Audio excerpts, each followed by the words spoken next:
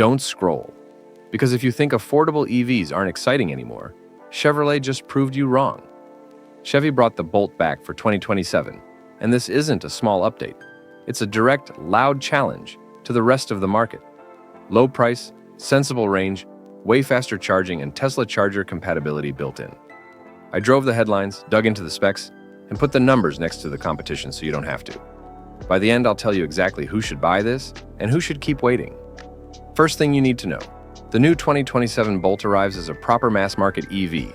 GM says it can charge up to roughly 150 kWh on public DC fast chargers, which means real usable top-ups and short stops.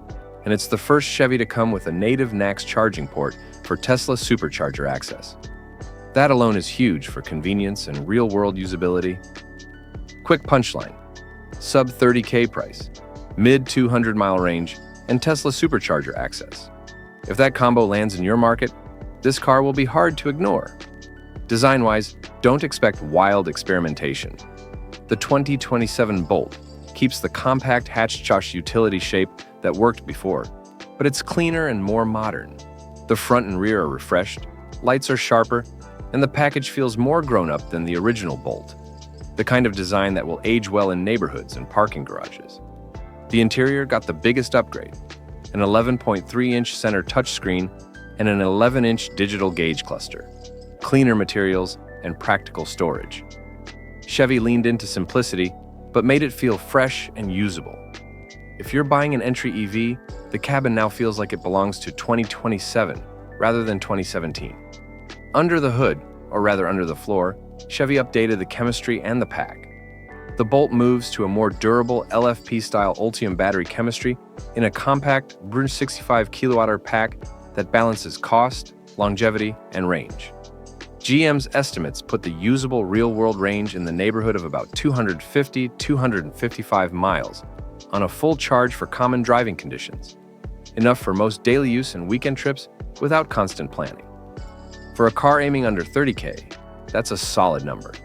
Remember that 10-80% in about 26 minutes stat I said earlier? That's the real-world benefit.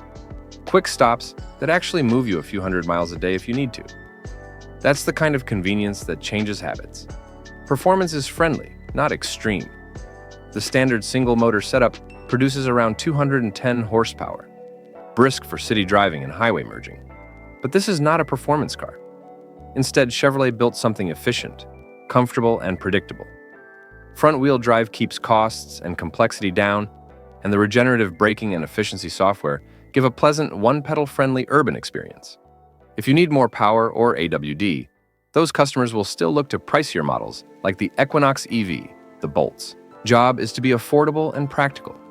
Charging infrastructure and ownership matter here more than ever. Native NACS means easy access to Tesla's Supercharger network in many places, and the 150 kWh peak lets the Bolt top up quickly on highway runs.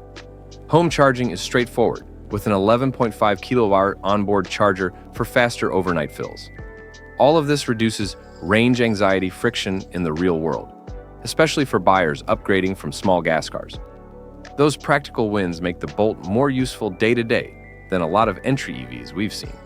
Practical question: if you commute 40-60 miles a day and can plug at home, the Bolt gives you near-zero charging stress.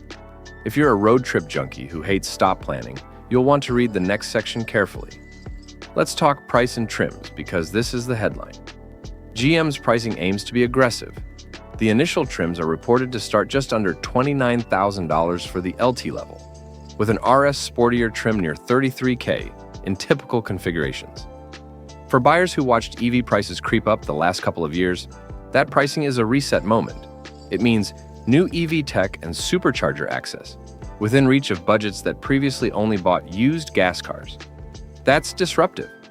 On ownership and cost to run, the Bolt benefits from simpler battery chemistry, fewer rare earth motor materials in the X76 motor, and GM's scale.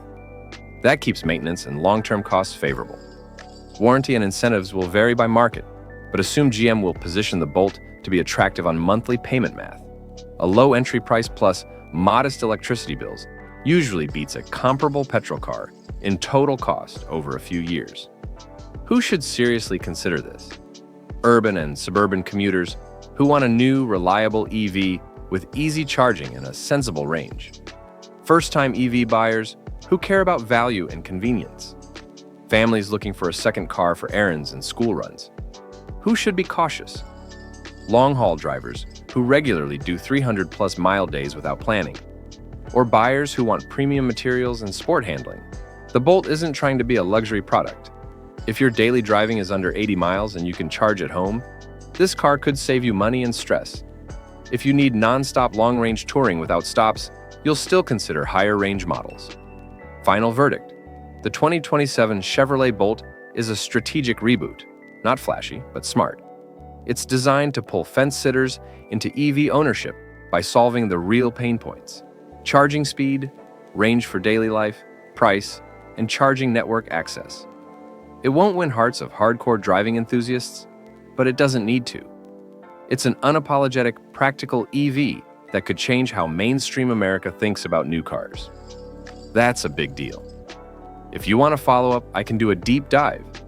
Bolt versus Nissan Leaf versus Chevy Equinox EV total cost of ownership, or a live charging session video showing real 10-80% times at public stations. Drop which one you want in the comments, hit like if you found this useful, and subscribe for the detailed tests. I'll bring you numbers, not marketing.